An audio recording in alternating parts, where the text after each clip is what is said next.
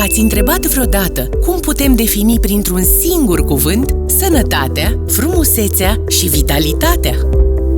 Simplu, exprimând toate aceste trei atribute prin numele Benessio.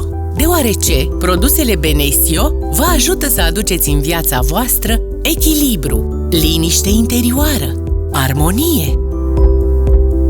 Îmbinând nutriția cu farmaceutica de înaltă calitate, produsele Benessio conțin substanțe nutritive în concentrații mari, care sunt ușor asimilate în organism. Prin formule complexe, ingrediente de calitate superioară și dozaje optime, produsele Benessio fac parte din noua generație de nutraceutice.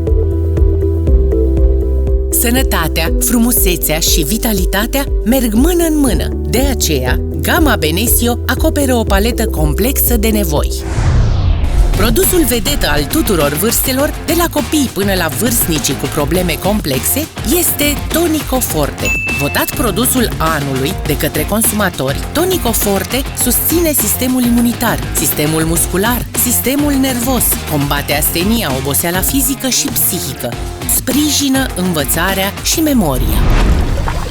Întotdeauna îl am cu mine. Îmi dă rezistență și putere de concentrare. Înving oboseala și mă refac rapid. Cu un singur flacon pe zi. Tonico Forte. Energie, concentrare, imunitate pentru performanță. Farmacia inimii Catena.